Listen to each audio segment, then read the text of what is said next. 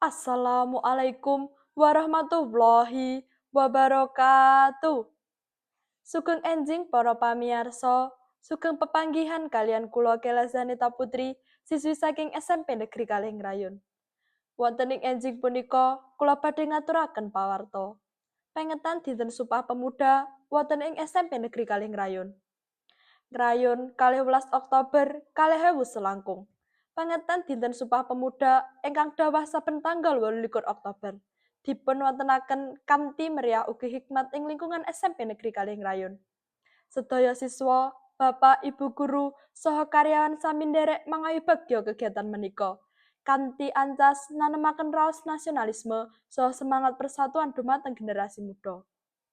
Upacara bendera kanthi busana adat. Kegiatan dipun wiwiti kanthi upacara bendera ingkang dipun adani wonten halaman sekolah. Wonten ing upacara menika sedaya peserta ngagem busana adat saking maneka warna daerah ing Nuswantara. Pangarsa SMP Negeri Kalih Ngrayun, Bapak Agus Widodo SPD MPD nalika maringi sesurah.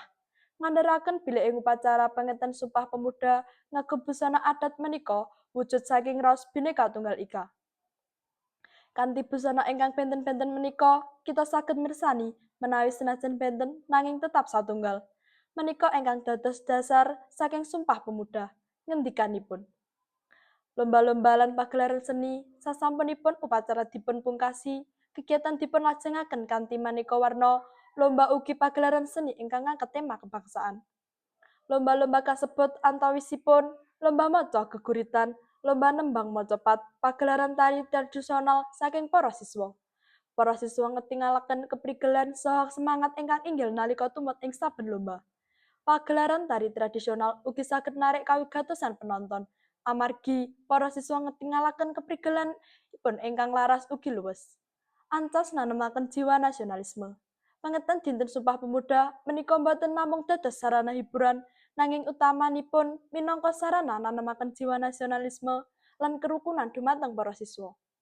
Ibu Sri Hartuti SE, salah satunggaling guru basa Jawa ing SMP Negeri Kalih Ngrayun, ngaturaken pangajeng-ajeng supados para siswa saged jangkepi perjuanganipun para pahlawan kanthi sinau ingkang mempeng ugi njagigi persatuan antawisipun kanca. Kawula muda menika ingkang badhe nerusaken lelampahipun bangsa. Pramila sumpah kasebut kedah tansah dados pandam lelampahipun. Ngendikanipun.